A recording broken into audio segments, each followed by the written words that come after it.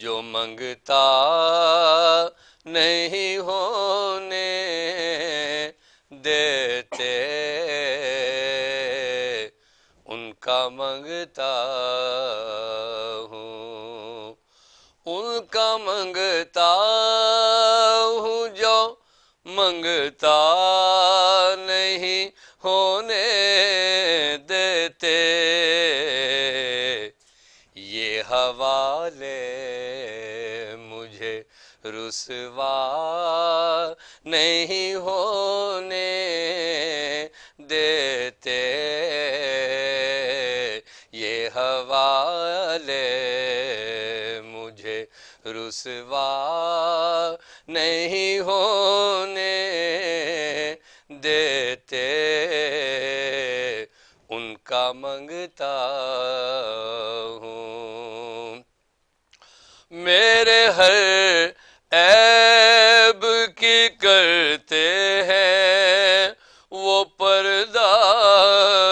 پوشی، میرے ہر عیب کی کرتے ہیں وہ پردہ پوشی، میرے جرموں کو تماشا نہیں ہونے دیتے، میرے جرموں کو تماشا نہیں ہونے دیتے، ان کا منگتا ہوں، اور اپنے منگتوں کی وہ فہرست میں رکھتے ہیں مجھے، اپنے منگتوں کی وہ فہرست میں رکھتے ہیں مجھے، مجھ کو محتاج کسی کا نہیں ہونے دیتے، مجھ کو محتاج کسی کا نہیں ہونے دیتے، ان کا منگتا ہوں۔ بات کرتا ہوں تو آتی ہے مہک طیبہ کی، بات کرتا ہوں تو آتی ہے مہک طیبہ کی، میرے لہجے کو وہ میلا نہیں ہونے دیتے، میرے لہجے کو وہ میلا نہیں ہونے دیتے، ان کا منگتا ہوں، جو منگتا نہیں ہونے دیتے، ہے یہ ایمان کے آئیں گے لحظ میں میری، یا رسول اللہ، ہے یہ ایمان کے آئیں گے لحظ میں میری، اپنے منگتوں کو وہ تنہا نہیں ہونے دیتے، اپنے منگتوں کو وہ تنہا نہیں ہونے دیتے، ان کا منگتا ہوں، جو منگتا نہیں ہونے دیتے، یہ حوالے مجھے رسوا نہیں ہونے دیتے۔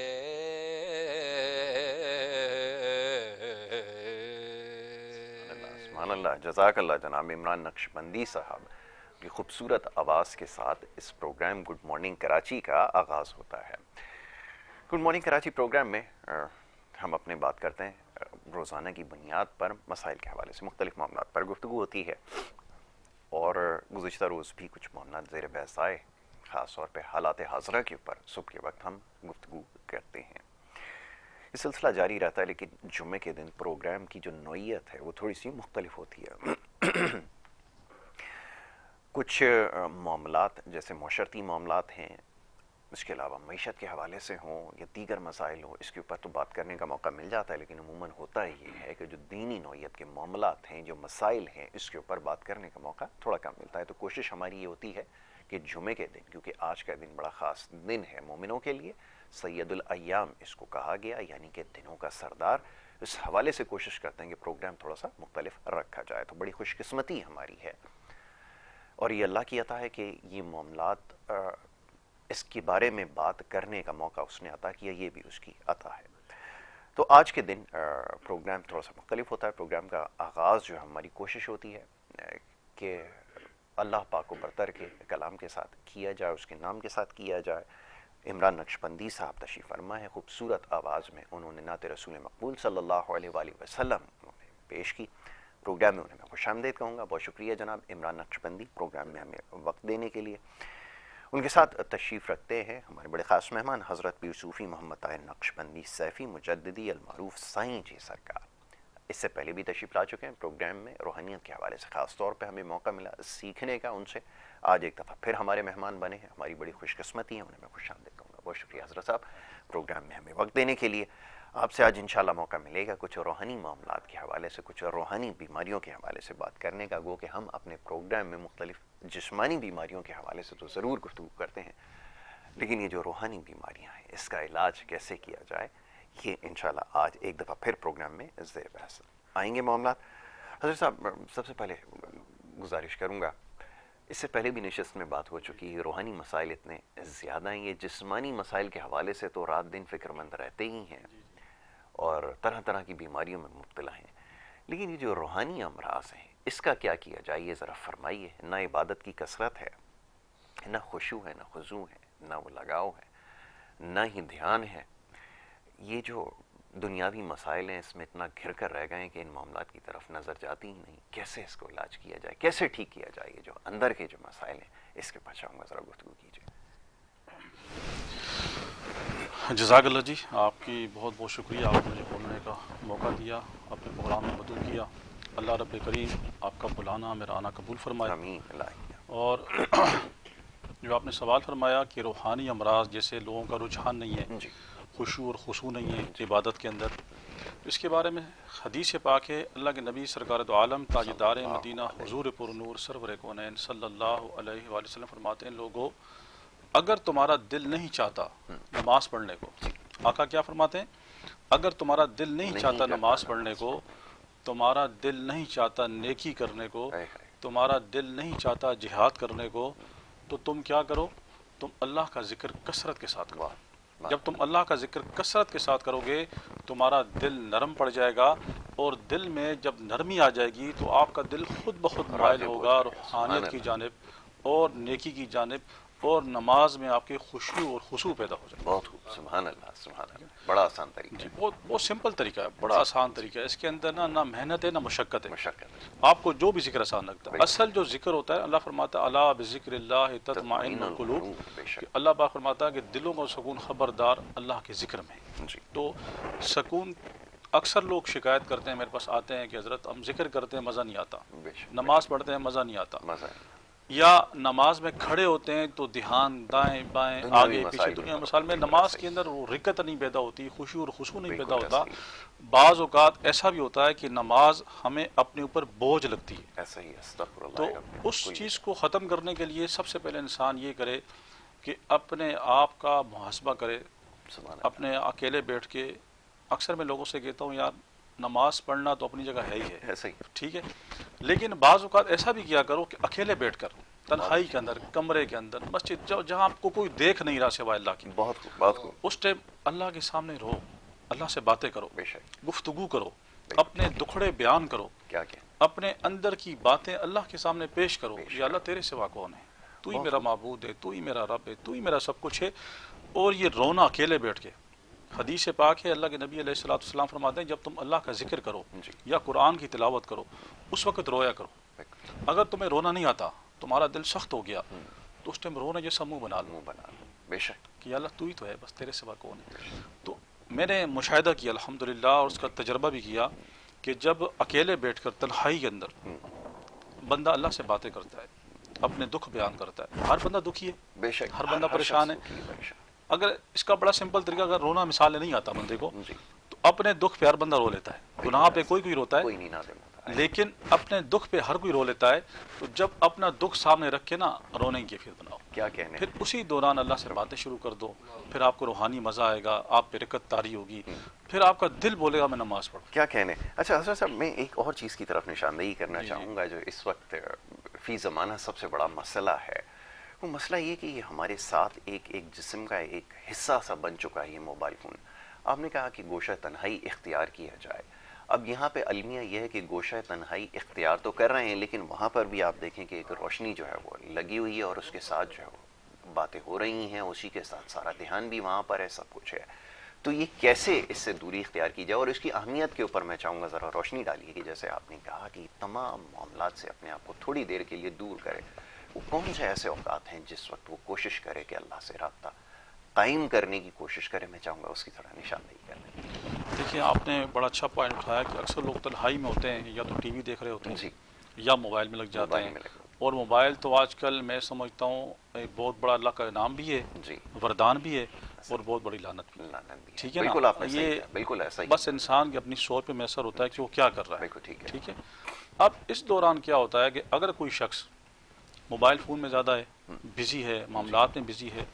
تو اس کے لیے اس کا ٹائم کی کوئی قید نہیں ہے۔ بالکل ٹھیک ہے، جیسے آپ نے فرمایا نا کہ جی، ٹائم کیا ہونا چاہیے، سبحان اول تو رات کی تنہائی بہت بہترین ہے اس بہت کے لیے، بہترین، بہت بہترین ہے اس کے لیے، لیکن بالفرض بعض اوقات رات میں تنہائی کا موقع نہیں ملتا،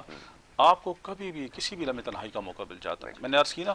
کہ انسان اپنے گناہوں پہ نادم کوئی کوئی ہوتا ہے، جی، لیکن اپنے دکھ لے کر ہر بندہ بیٹھا ہوتا ہے، بالکل وہ چاہے مرد ہے، وہ چاہے عورت ہے، وہ بالکل چاہے ٹھیک ہے، بچہ ہے، وہ چاہے بڑا ہے، ہر بندہ اپنے دکھ اپنے اندر لے کے بیٹھا ہے، بالکل ٹھیک ہے، اپنے لحاظ سے، اپنے مزاج سے، اور اپنے اس کے ماحول کے حساب سے۔ بالکل ٹھیک ہے، تو اس دکھ کو سامنے رکھتے ہوئے جب انسان اللہ کے سامنے عرضیاں کرتا ہے نا اکیلے بیٹھ کر، بالکل تو ٹھیک ہے، اللہ پاک اس پہ بڑا کرم کرتا ہے، بڑی اللہ فرماتا ہے میں تمہارے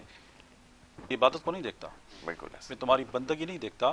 بلکہ میں تمہارے اعمال بھی نہیں دیکھتا، میں تمہارے دلوں کو دیکھتا ہوں، تمہارے دلوں میں۔ سبحان اللہ، یہ سارے سودے، روحانیت کیا ہے؟ دل کا سودا دل سارا، کا سوال، بالکل دل ایسا کا سودا، دل میں خلوص ہے، دل میں عاجزی ہے، دل میں انکساری ہے، دل میں آپ اپنے آپ کو، مثال ہے شیخ سعدی رحمۃ اللہ علیہ، اللہ کے کامل ولی گزرے ہیں، بالکل، آپ رات کو اٹھے، تہجد آپ نے پڑھی، تہجد جب پڑھ لی تو آپ کے صاحبزادے بھی آپ کے ساتھ، جی، وہ بھی تہجد ادا کی، دونوں باپ بیٹا بیٹھ گئے، تو حضرت شیخ سعدی رحمۃ اللہ علیہ کے صاحبزادے نے فرمایا ابا جان ساری دنیا سو رہی ہے، ہم جاگ رہے ہیں، اللہ کا ذکر کر رہے ہیں، تہجد پڑھ رہے ہیں، تو شیخ سعدی رحمۃ اللہ نے فرمایا بیٹے کاش بھی تو بھی سویا رہتا، کاش تو بھی سویا رہتا، اٹھتا نہیں تہجد کے لیے، تو نے اپنی بات غلط کر دی۔ یہ اللہ کا انعام ہے جو ہم اٹھ گئے، بے شک، لیکن کوئی شخص اگر سو رہا ہے، کوئی شخص اگر غافل ہے بظاہر، لیکن دل کا معاملہ تو اللہ کے ساتھ جڑا ہے نا اس سبحان کا، اللہ، اب کیا پتہ نہیں اللہ اس کے بارے میں کیا جانتا ہے، وہ بے شک، بندہ کیا اللہ کے بارے میں گمان کرتا ہے، بالکل، یہ تو بندے کا اور رب کا معاملہ آپ ہوتا کا ہے۔ معاملہ ہوتا ہے، بے شک تو ایسا اس ہی، کے لیے ضروری ہے کہ بس اپنے آپ کو عاجزی، انکساری اور گناہوں پہ نادم ہوتے رہنا، شرما حضوری نہیں آتی تو اپنے دکھ اللہ کے سامنے بیان کر کے پھر اللہ سے توبہ استغفار کرے، اللہ پاک اس پہ کرم کرتا کرم کرنے والا ہے، بے شک اس کی سب سے زیادہ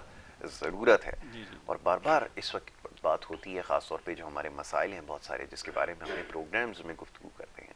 بھی روحانی معاملات میں درستگی کیسے آئے اس کی طرف حضرت صاحب نے ابھی نشاندہی کی. حضرت صاحب میں چاہوں گا مزید یہ فرما دیجئے کہ یہ ذکر و اذکار کی اہمیت کیا ہے, اس کی فضیلت کیا ہے. لوگ یہ سمجھ بیٹھے ہیں کہ شاید فرائض کی ادائیگی سے ہی بات جو ہے وہ ٹھیک ہو جائے گی. فرائض کی ادائیگی بھی ہو رہی ہے, پابندی کے ساتھ ہو رہی ہے, لیکن اس کے باوجود زندگیوں میں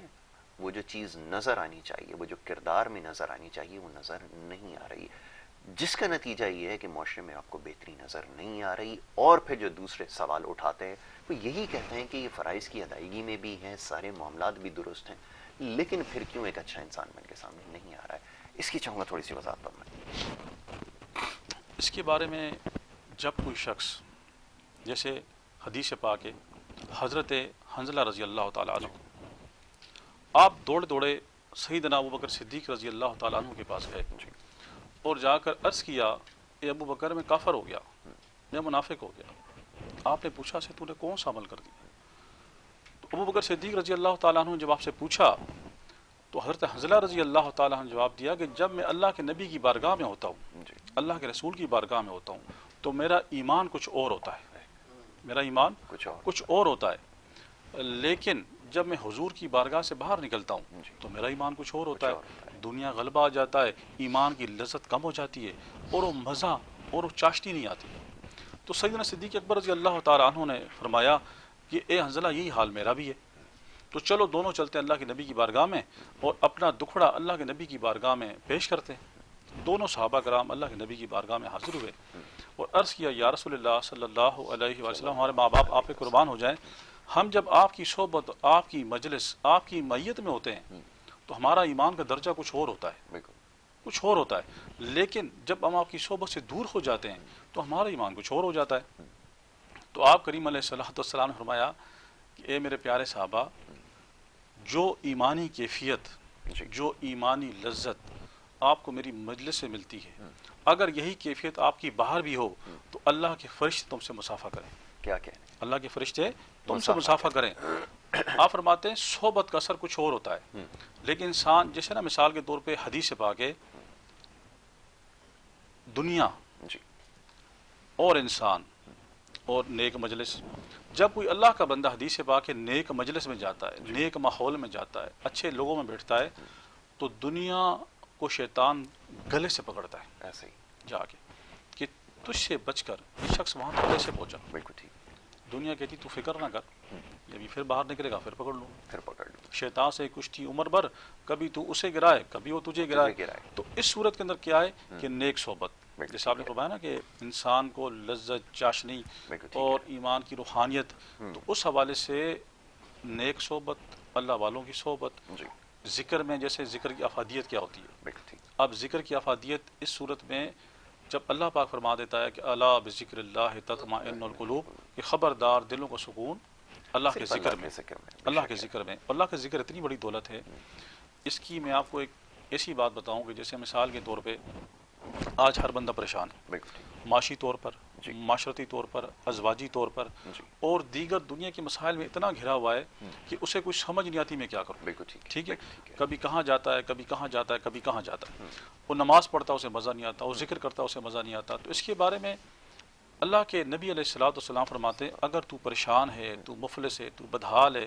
تو کیا کر, تو اللہ کا ذکر کثرت کے ساتھ کر. جب تو کثرت سے اللہ کا ذکر کرے گا تو اللہ رب کریم تیرے میل کو دھو دے گا, تیرے زن کو دھو دے گا, تیری پریشانیاں دور کر دے گا. جیسے کہ نا ایک انسان بار بار کسی انسان کو پکارے, اے بھائی, اے عمران بھائی, عمران بھائی, جیسے کوئی بھی نام لے کے خاطب ہوتا ہے بندہ, یار یہ بندہ مجھے بار بار متوجہ ہوتا ہے. جب کوئی اللہ کا بندہ, اللہ کی بندی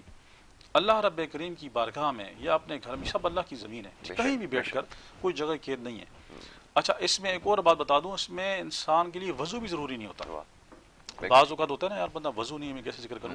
تو اس میں سب سے بہترین دل کی پاکی, کہ آپ دل سے بھلے تھوڑا سا ذکر اللہ کا کر لو, لیکن خلوص سے دل کے ساتھ کرو گے تو اس کا مزہ, اس کی لذت. جیسے غزوہ تبوک کے اندر اللہ کے نبی علیہ السلام جلوہ فروز ہیں, صحابہ کرام جلوہ فروز ہیں, جھرمٹ لگی ہے, ایک دم دیکھا چاند کی تابانی بہت بڑھ گئی. صحابہ کرام دوڑے دوڑے اللہ کے نبی کی بارگاہ میں حاضر ہوئے, عرض کیا یا رسول اللہ کیا قیامت آ گئی؟ آپ نے فرمایا نہیں, ابھی آپ یہ دیکھ رہے ہیں اتنی روشنی, اتنا نور بڑھ گیا. اتنے میں جبریل امین علیہ السلام تشریف لے آئے اور آ کر فرمایا اے اللہ کے نبی، اللہ پاک سلام پیش کرتا ہے کہ آپ حیران ہیں کیا سورج کی تابانی اتنی بڑھ گئی، چاند کی تابانی اتنی بڑھ گئی؟ تو اللہ کے نبی نے فرمایا جی۔ تو اللہ کے رسول علیہ الصلوۃ والسلام سے جبریل امین علیہ السلام نے عرض کیا یا رسول اللہ، یہ آپ کا ایک صحابی ابو لیث رضی اللہ تعالیٰ عنہ فلاں مقام پہ اس کا انتقال ہو گیا ہے، اور اس کے انتقال پر 70,000 ملائکہ نے شرکت کی ہے، 70,000 ملائکہ نے شرکت کی ہے، اور یہ ان ملائکہ کا، ان فرشتوں کا نور ہے جو آپ دیکھ رہے ہیں۔ تو اللہ کے نبی نے پوچھا کہ اس نے ایسا کون سا عمل کیا تھا کہ جس کی وجہ سے اتنی اس کو برکات ملی؟ تو اللہ کے نبی سے عرض کی کہ اللہ کے محبوب، وہ چلتے پھرتے اٹھتے بیٹھتے ہر وقت سورہ اخلاص پڑھا کرتا تھا، قل هو اللہ احد اللہ الصمد لم یلد ولم یولد ولم یکن لہ کفوا احد۔ میں آپ کے چینل کے ذریعے عوام الناس کو یہ پیغام دینا چاہوں گا، اگر آپ پریشان ہو، مفلس ہو، رزق کی تنگی ہے، خلوص کی تنگی ہے، نماز میں خشوع اور خضوع نہیں آتا، نماز کے اندر آپ کو مزہ نہیں آتا، یا گھر کے اندر بے برکتی ہے اور آپ کے رزق تنگ ہو رہا ہے، یا آپ کی اولاد نافرمان ہے، تو آپ روزانہ 200 مرتبہ سورہ اخلاص پڑھیں، 200 مرتبہ سورہ اخلاص پڑھیں، اول آخر درود شریف پڑھیں، اور سورہ اخلاص کے ترجمے پہ نظر رکھتے ہوئے پڑھیں۔ علماء فرماتے ہیں، بزرگان دین فرماتے ہیں، جو سورہ اخلاص پڑھتا ہے اللہ رب کریم اس پہ 30 دروازے رزق کے کھول دیتا ہے، جو 200 مرتبہ روزانہ پڑھتا ہے۔ اور پھر جبریل امین علیہ الصلوۃ والسلام نے اللہ کے نبی علیہ الصلوۃ والسلام سے فرمایا کہ اللہ پاک فرماتا ہے ہر چیز کی کوئی نہ کوئی نسبت ہوتی ہے، میری نسبت سورہ اخلاص ہے۔ کیا کہنے ہیں، سبحان اللہ، سبحان اللہ، بہت خوب۔ تو اس کی بڑی ہر ذکر اللہ کا، قرآن سراپا ذکر ہے، جو آپ کو آسان لگتا کریں، لیکن جو روایت پہ منقول ہے میں وہ چیز بتا رہا ہوں تاکہ لوگوں کے لیے آسانی ہو۔ لوگ اکثر پوچھتے ہیں جی ہم کون سا ذکر کریں، تو آپ سورہ اخلاص پڑھیں روزانہ 200 مرتبہ، اس کی پھر برکات دیکھیں کہ اللہ پاک کیا کرم نوازیاں فرماتا ہے انشاءاللہ۔ یہ سب سے زیادہ ضروری ہے، اور جیسے بھی بات ہو رہی تھی کہ اس کے لیے کوئی خاص وقت جو ہے متعین نہیں ہے، ذکر الہی دن میں کسی بھی پہر کیا جا سکتا ہے، کوئی اس کے لیے شرط نہیں ہے۔ بہتر ہے کہ طہارت اختیار کر لی جائے، اور اگر نہیں ہے تو اس کو آڑ نہیں بنایا جا سکتا، یہ بات تو طے ہے۔ تو یہ جو اس وقت پریشانیاں ہیں، جو جسمانی پریشانیاں ہیں، مسائل ہیں اور دیگر مسائل ہیں، سب اس سے جڑے ہوئے ہیں۔ اور یہاں پر غلطی بھی شاید یہ ہو رہی ہے کہ جو ظاہر ہے اس کا علاج کرنے کی کوشش کی جا رہی ہے، باطن کو نہیں دھیان اس کی طرف ہے، تو یہ سب سے زیادہ ضروری ہے۔ یہ فرمائیے گا، اب آپ کی جو نشستیں ہوتی ہیں اس میں آپ کے پاس لوگ مسائل لے کر آتے ہیں، پھر یہ کہ یہ بجلی کی طرح سرائیت کر جانا، ذکر یا کوئی ایسا عمل، اس کے حوالے سے میں چاہوں گا ذرا بتائیے سننے والوں کو، ذرا اس کے بارے میں بھی جاننے کا موقع ملے کہ آپ کیا تجویز کرتے ہیں، یا آپ جیسے ابھی ہم نے اکثر دیکھا ہے، جیسے ہمارے علم میں ہے کہ کسی کو اگر آپ چھوتے ہیں تو ایک دم سے اس کی اصلاح ہوتی ہے، یہ کیا سارا معاملہ ہے، اس کے بارے میں چاہوں گا تھوڑا سا فرما دیں۔ جی ہاں بالکل، الحمدللہ ہمارے سلسلہ نقشبندیہ مجددیہ سیفیہ کے اندر میں نے پچھلے پروگرام میں عرض کیا تھا، روحانیت بے پناہ ہے، بالکل ٹھیک ہے، الحمدللہ۔ جیسے آپ نے بھی سوال کیا کہ ہم کسی کو چھوتے ہیں، ہمارے بزرگان کسی کو مسافہ کرتے ہیں تو اس پہ بجلی سرایت کر جاتی ہے یا اس میں کرنٹ دوڑ جاتا ہے، تو میں نے پچھلے پروگرام میں بھی عرض کی تھی کہ اسے کہتے ہیں وجد، اور جو صاحب مسلط ہوتا ہے وہ توجہ کرتا ہے۔ یہ توجہ وہ دولت ہے کہ اس کی ہم جتنی افادیت بیان کریں وہ کم ہے، کہ توجہ میں وہ تاثیر ہوتی ہے کہ اس توجہ کی برکت سے انسان کے بڑے سے بڑے مسائل حل ہو جاتے ہیں، بالکل ٹھیک ہے، بڑے سے بڑے مسائل۔ ٹھیک ہے، جیسے اس کا میں اس کا مثال آپ کو قرآن سے دے دوں کہ ملکہ بلقیس جس کا تخت سلیمان علیہ السلام کے دور میں جب لایا گیا تو سلیمان علیہ السلام فرمایا کہ کون ہے جو ملکہ بلقیس کا تخت مجھے فوراً پہنچا دے، جلدی پہنچا دے۔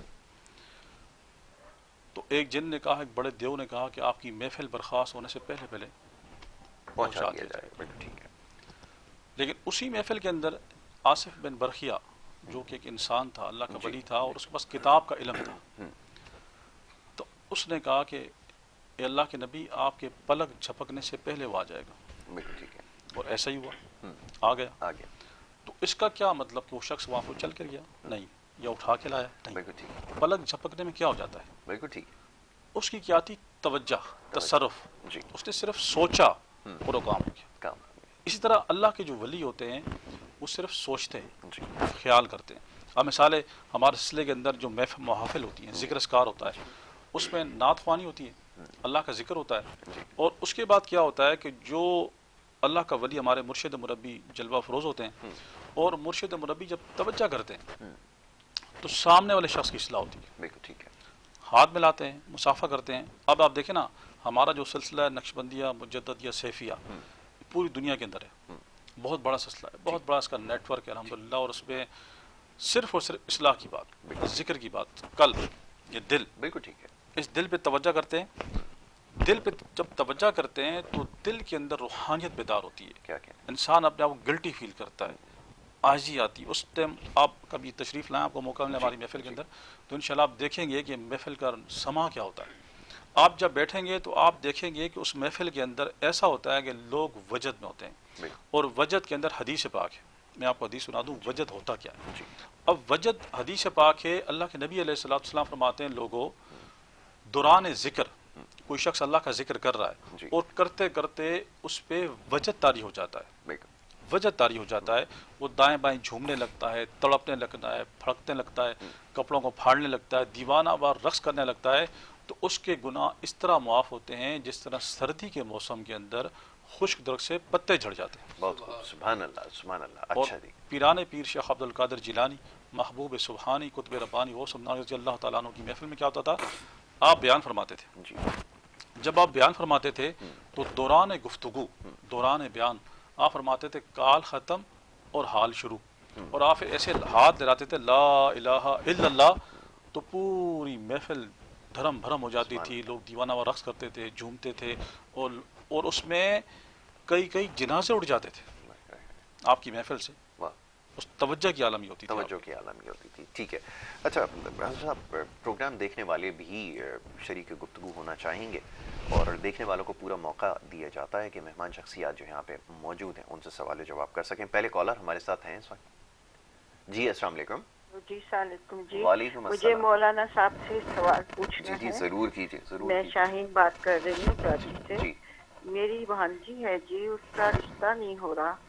اور ایج بھی 32 ایئر ہو گئی ہے، اور رشتہ ہوتے ہوتے بھی رہ جاتا ہے، کوئی رشتہ آتا بھی نہیں۔ بہت اچھی پیاری پڑھی لکھی بچی ہے، اور یہ میرے خیال میں آج کل سب پیرنٹس کا یہی مسئلہ ہے، پلیز اس کے لیے کچھ بتائیے۔ بالکل ٹھیک ہے، ابھی آپ کو جواب دیتے ہیں۔ شاہین صاحب، جی پروگرام آپ دیکھتے رہیے، اور حضرت صاحب سے گزارش کرتے ہیں کہ ایک بڑا دیرینہ مسئلہ ہے، اور زیادہ تر اس وقت جو لوگوں کے مسائل ہیں، جس طرح کے مسائل میں گھرے ہوئے ہیں، شاید اس میں سب سے پہلا یہی مسئلہ آتا ہے کہ بچوں کی شادی جو ایک مشکل مرحلہ بن چکا ہے، اور یہی لوگ زیادہ گمان کرتے ہیں، یہ خیال گزرتا ہے کہ جب زیادہ تاخیر ہو جاتی ہے تو شاید کسی قسم کی رکاوٹ ہے یا بندش ہے۔ اب اللہ اس معاملے میں زیادہ بہتر جانتا ہے، میں چاہوں گا اس کے بارے میں تھوڑا سا ضرور کچھ کہیے۔ اس کے بارے میں سب سے پہلے تو یس کروں جی کہ اکثر میرے پاس لوگ بھی آتے ہیں، یہ مسئلے لے کر آتے ہیں، خاص طور پہ وہ جوان بچیاں بیٹیاں اپنے گھروں میں موجود ہوتی ہیں تو ان کے رشتے نہیں آتے، اور اگر آتے بھی ہیں تو بات نہیں بنتی، ایسا ہی ہے، یا لڑکی والوں کو لڑکا پسند نہیں آتا، یا لڑکی والوں کو لڑکی پسند نہیں آتی، اور کرتے کرتے اس لڑکی کی عمر آگے سے آگے بڑھتی جاتی ہے۔ وجہ فرمایا۔ تو اس کے اندر نا دو وجوہات ہوتی ہیں۔ ایک وجہ تو ہوتی ہے گندے اثرات، جی جو کہ اکثر اوقات عورتوں کے ساتھ، لڑکیوں کے ساتھ چمٹ جاتے ہیں، اور اس میں کیفیت اس عورت کی یہ ہوتی ہے یا اس لڑکی کی یہ ہوتی ہے، دل کا گھبرانا، جی کندھوں پہ وزن ہونا،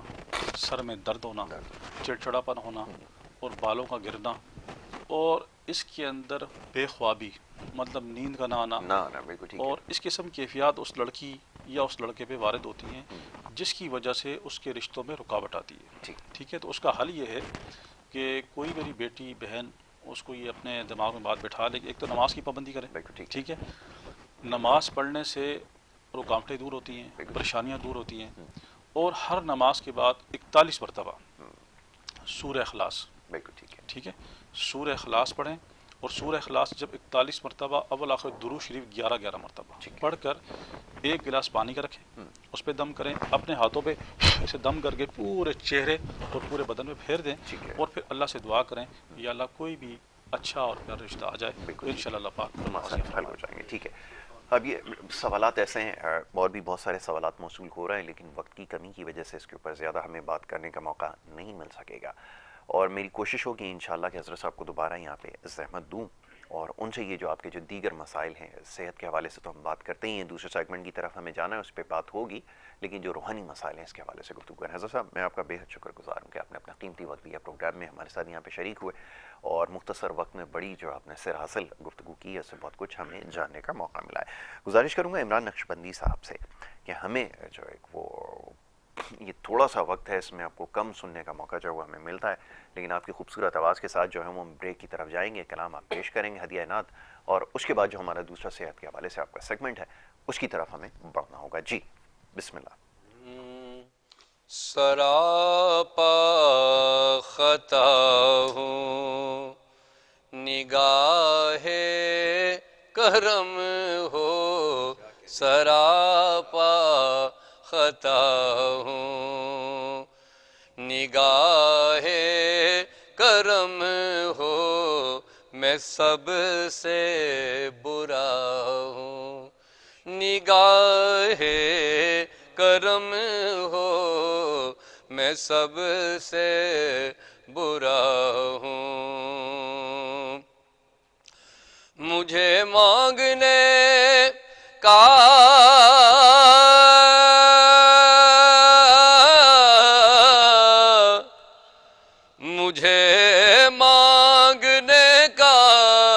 سلیقہ نہیں ہے، مگر مانگتا ہوں، نگاہ کرم ہو، مگر مانگتا ہوں، کہاں در بدر ٹھوکریں کھاؤں جا کر، کہاں در بدر ٹھوکریں کھاؤں جا کر، فقیر آپ کا ہوں، نگاہ کرم ہو، فقیر آپ کا ہوں، اور کسی اور سے مجھ کو نسبت نہیں ہے، کسی اور سے مجھ کو نسبت نہیں ہے، میں صرف آپ کا ہوں، میں صرف آپ کا ہوں، نگاہ کرم ہو، میں صرف آپ کا ہوں، اور حضور آپ سے آپ کو مانگتا ہوں، حضور آپ سے آپ کو مانگتا ہوں، میں بے آسرا ہوں، نگاہ کرم ہو، میں بے آسرا ہوں، نگاہ